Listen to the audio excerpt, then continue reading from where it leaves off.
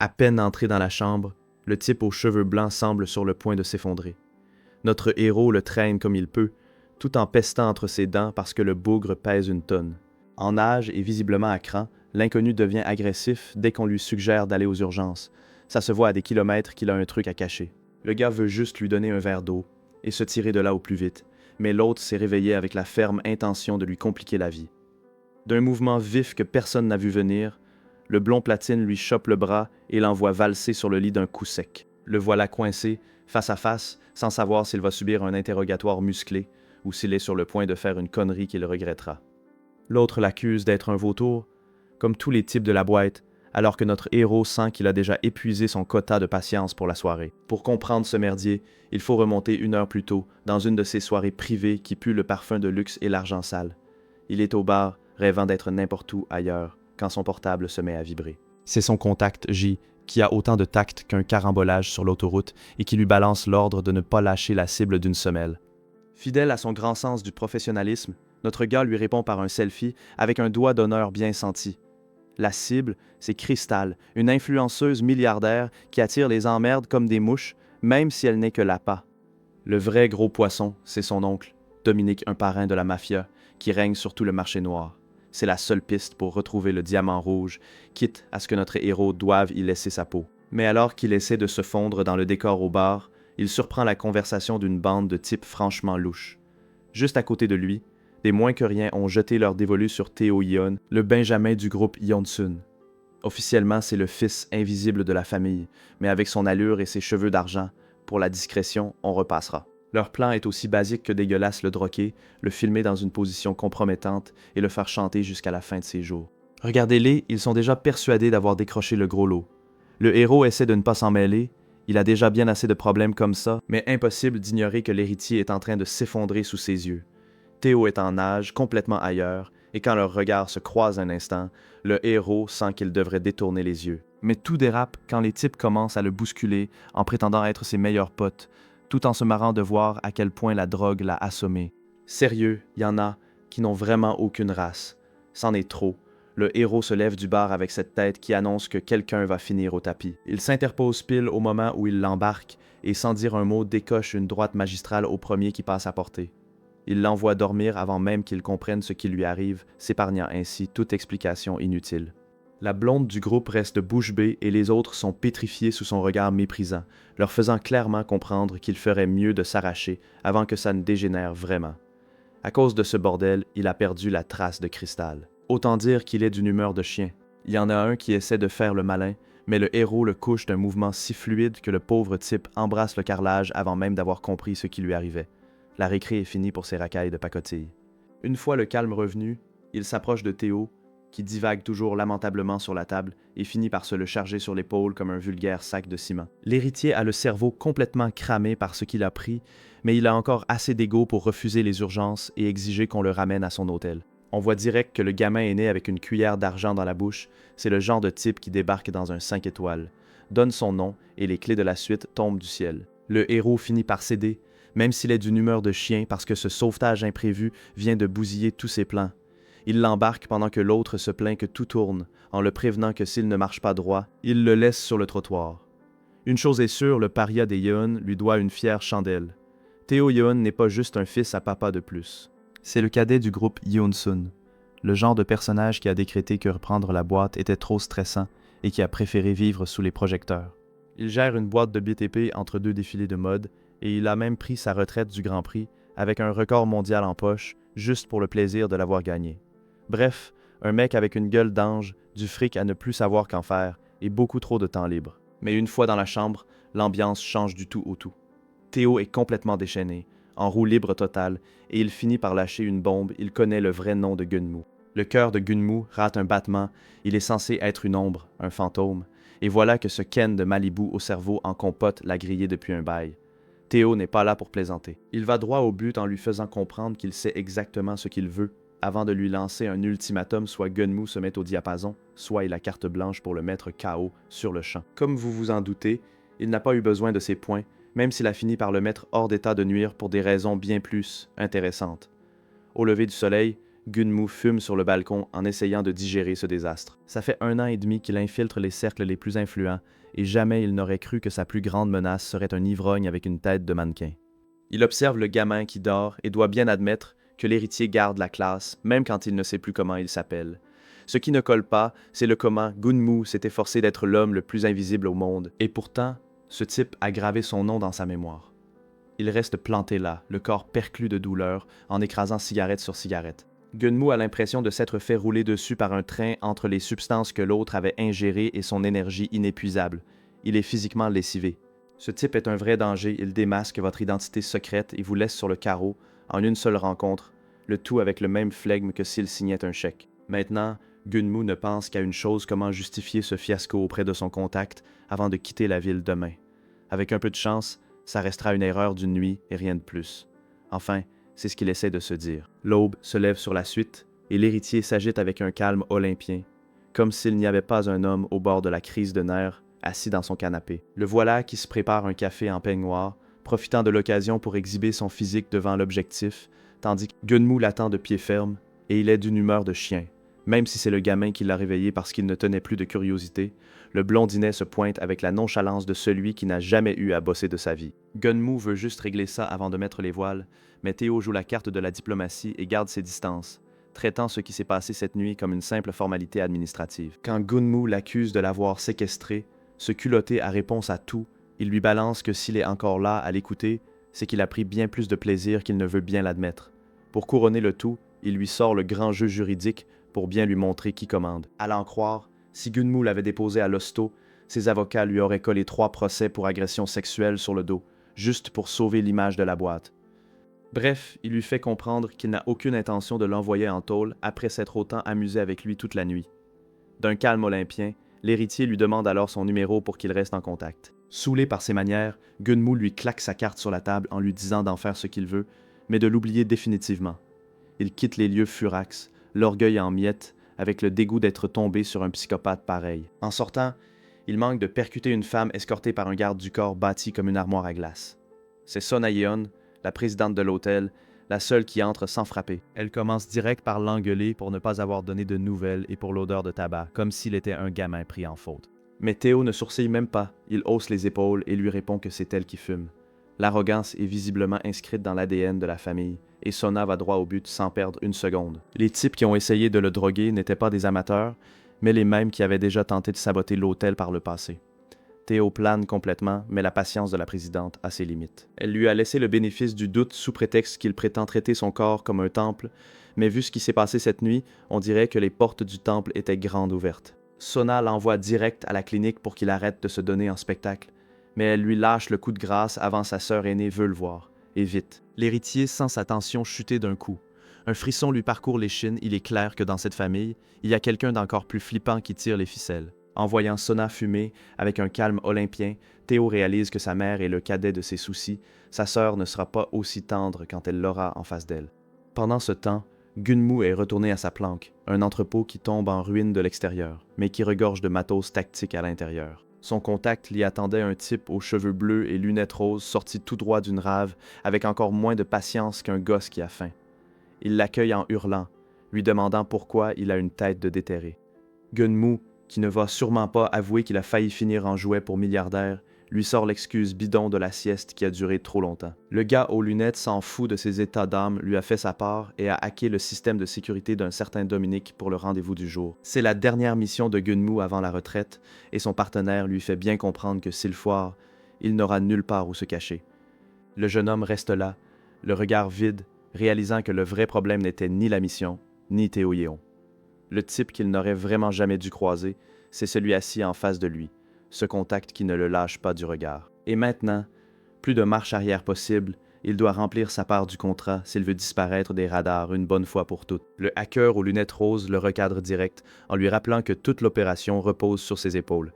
Gunmu est une pile électrique, ressassant ses erreurs et repensant au jour où son soi-disant ami l'a vendu pour 3 cacahuètes. On peut dire qu'il a vraiment le don pour mal, choisir ses fréquentations, mais son associé a épuisé son stock de patience et lui balance un coup de pied pour qu'il se réveille. Ils n'ont qu'une heure devant eux et il doit se concentrer sur l'essentiel.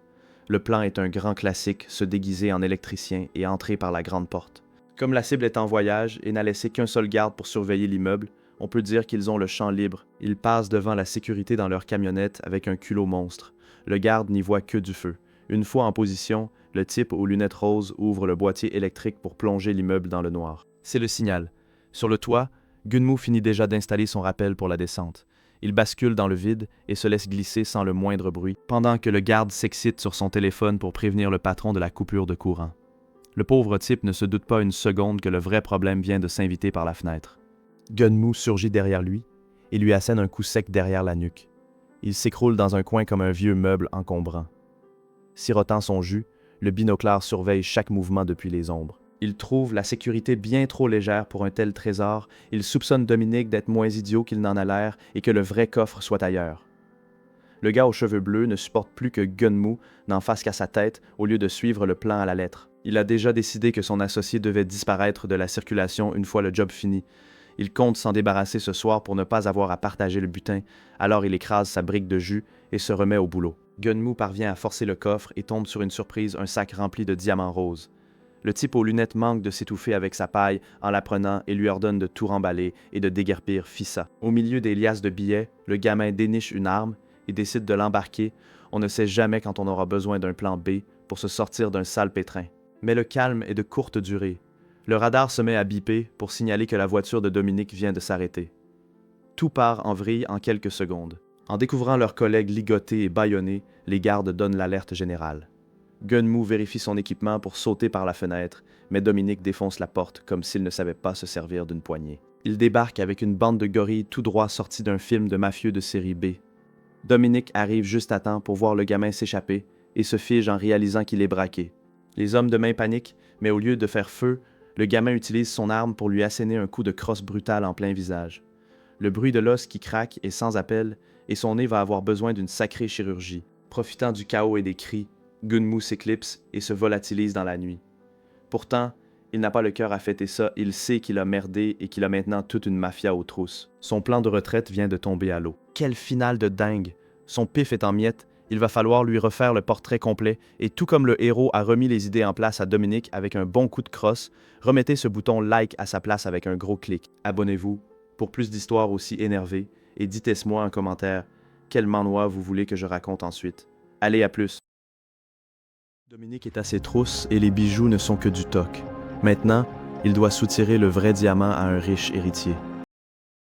Ces derniers jours ont été un véritable enfer, et Gunmu a encore du mal à réaliser le chaos qu'il a laissé derrière lui. Rien que de repenser à sa fuite, il a l'impression d'avoir encore la mort aux trousses. Il a défiguré Dominique à coups de crosse, raflé la marchandise et sauté par la fenêtre comme un acrobate. Il a couru comme si sa vie en dépendait jusqu'à ce que J déboule pour le récupérer en vanne. Entre les mafieux à ses trousses et la conduite suicidaire de son partenaire, c'est un miracle qu'il s'en soit sorti entier. Le souci, c'est que Dominique connaît son visage maintenant, et ce genre de type n'est pas vraiment du genre à pardonner une telle humiliation. Pour couronner le tout, les bijoux sont de la camelote. L'expert les examine avec un mépris total avant de confirmer que ce sont de vulgaires répliques. En gros, il s'est mis toute la mafia à dos pour 3 morceaux de verre coloré. Il a risqué sa peau, perdu son matos et signé son arrêt de mort pour un butin qui ne vaudrait même pas une guirlande de Noël. Alors que Gunmu a des envies de meurtre, J, lui, reste étrangement zen. Il charge son contact de tracer l'origine des pierres et embarque Gunmu avant qu'il ne casse tout sous le coup de la rage. Comme le gamin est fauché comme les blés, il finit par squatter un entrepôt désaffecté. Quelques jours plus tard, on le retrouve en plein entraînement intensif, histoire d'oublier qu'il est sur une liste noire. Mais le calme est de courte durée. J'y débarque avec des infos toutes fraîches et une question qui le glace. Ça te dit quelque chose? Teo Yeon, Gunmu manque de s'étouffer avec sa flotte. Il s'avère que le vrai diamant a refait surface lors d'une vente aux enchères pour milliardaires, raflée par le groupe Yeonsun. Le hacker a déjà le plan, il faut filer l'héritier pour voir ce qu'il mijote. Terminé, mon œil. Je te fiche pas mal que Gunmu soit sur les rotules, le boulot ne s'arrête que quand le diamant change de main. Le petit essaie de faire son difficile en prétextant que le contrat est fini, mais le hacker aux lunettes roses ne gobe pas ses salades. J'y sens que ça sent le roussi et soupçonne Gunmu de lui cacher un truc lourd parce que personne ne lâche l'affaire juste avant de toucher le gros lot. Le ton monte sur la question de la vie privée, même si pour un pro du réseau, le téléphone de Gunmu est un livre ouvert. J tombe sur un message de Teo Yeon qui lui propose un rendez-vous pour enterrer la hache de guerre. Le destin est une belle ordure et Gunmu n'a plus le choix quand la cible vient à toi. Tu n'as qu'à suivre le mouvement. Et voilà le travail, il doit réprimer l'envie de lui, refaire le portrait tout en dînant avec l'héritier aux cheveux platine. Gunmu analyse les infos pendant qu'on lui sert un vin qui coûte plus cher que ses économies. Il s'avère que le diamant rouge, le cœur d'Atum, a toujours été sous la coupe du groupe Yeonsun et n'a jamais circulé sur le marché noir, contrairement à ce qu'il pensait. Le type est impeccable et se confond en excuses, allant jusqu'à lui offrir une suite à l'hôtel avec une décontracte totale. Teo Yeon joue les hôtes parfaits, il régale au resto et propose la meilleure chambre, s'assurant que son invité soit bien à l'aise avant de lâcher sa bombe. Le petit prince lui confie qu'il voulait lui parler depuis leur rencontre, un mois avant la nuit où tout a basculé. Apparemment, Gunmu est le seul à avoir des trous de mémoire ici.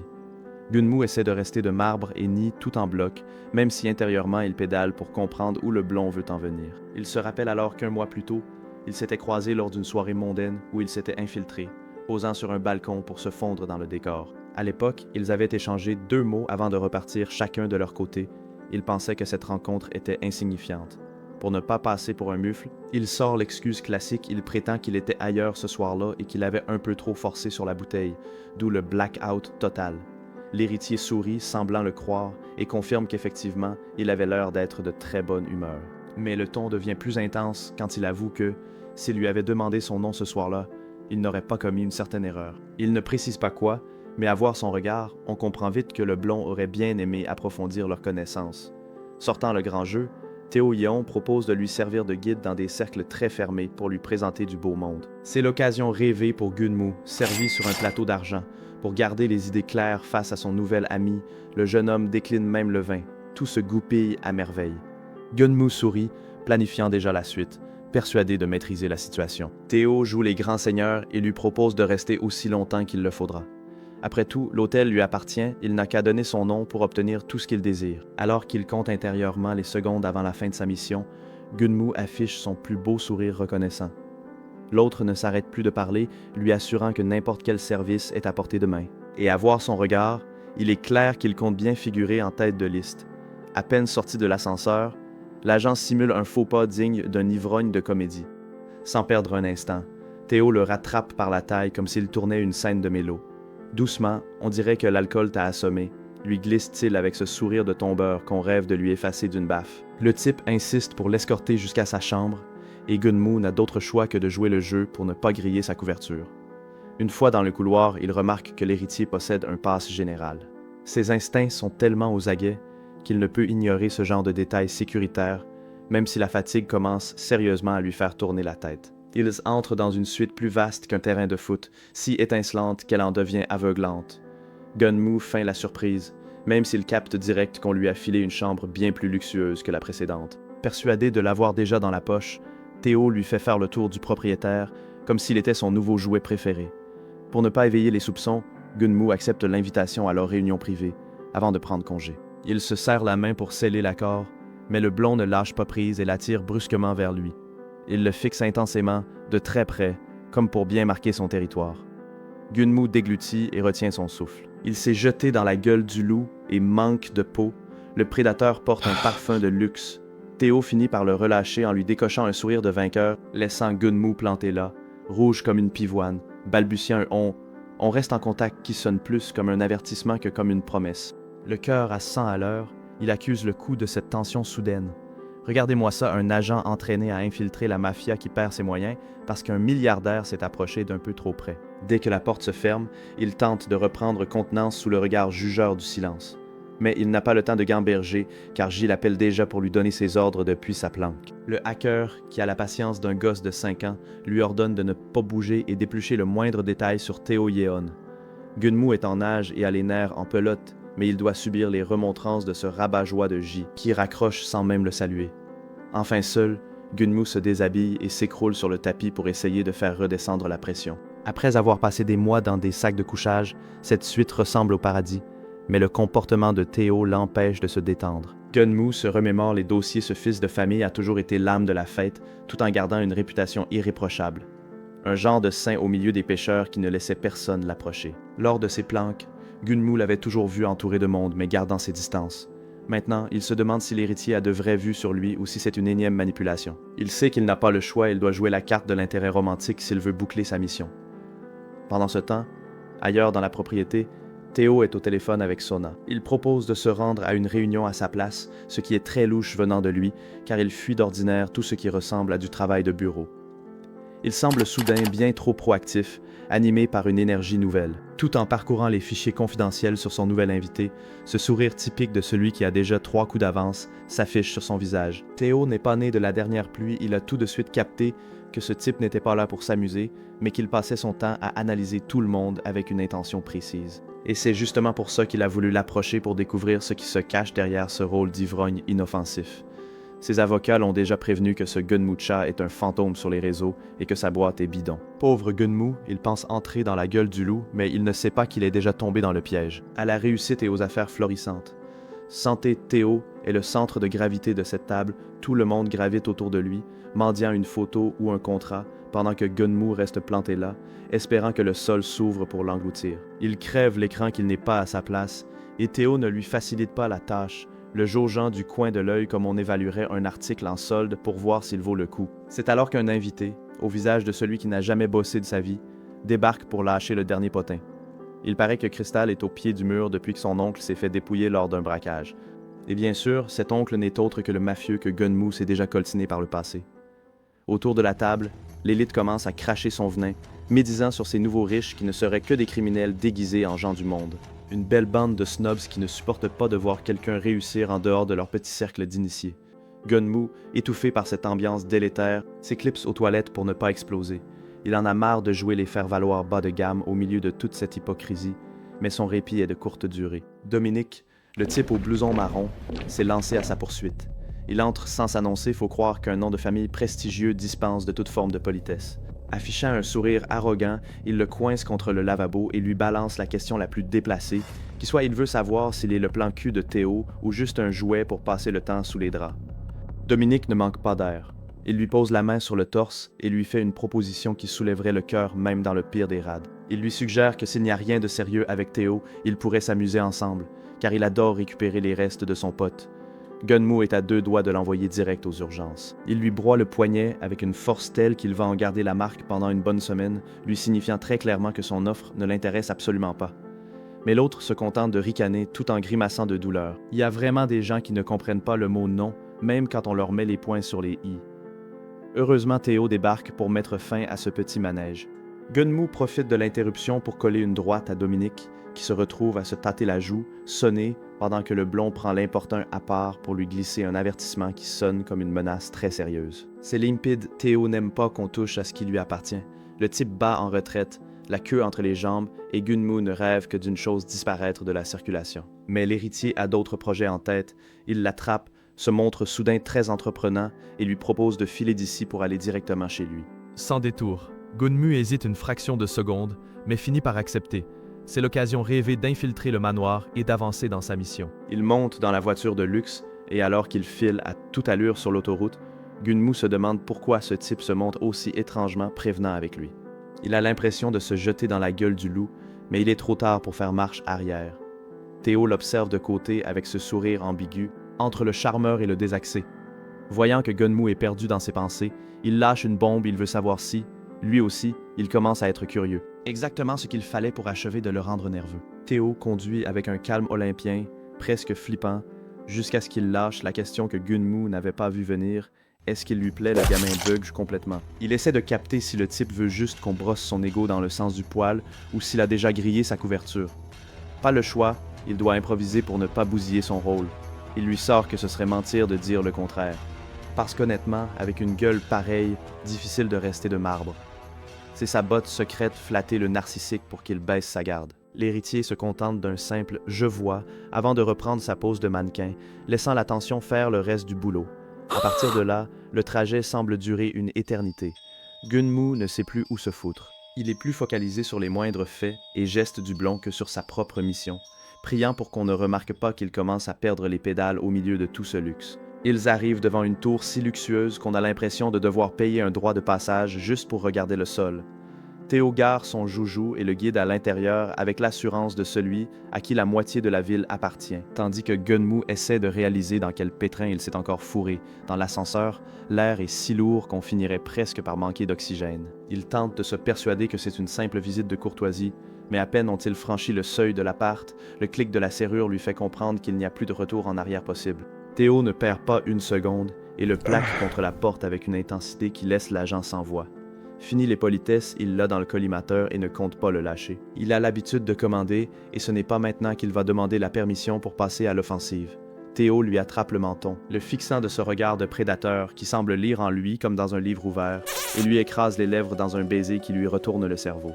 Gunmu est forcé de suivre le rythme pour ne pas griller sa couverture, même s'il sent son cœur prêt à exploser.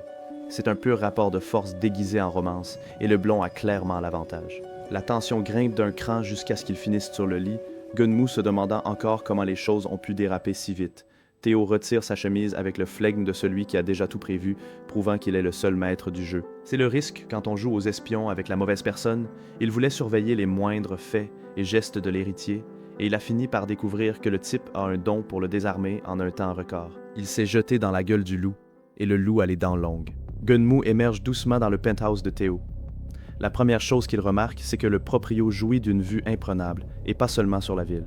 Son dos est encore zébré de marques, témoin de l'ardeur avec laquelle l'héritier l'a malmené toute la nuit. Faut croire que le mec ne connaît pas le mot « pitié » quand il lâche les chevaux. Et le voilà, le mannequin de magazine, dormant comme un ange après avoir été d'une fougue pareille sous les draps. En inspectant les traces sur son torse, Gunmu confirme que le gamin a une énergie débordante dès qu'il s'agit de passer aux choses sérieuses. L'agent ne sait plus trop s'il a rempli sa mission ou s'il a survécu par miracle à un partenaire aussi exigeant. Tout en remontant son pantalon, il essaie de comprendre à quel moment le plan lui a échappé. Il s'est fourré tout seul dans un sacré pétrin.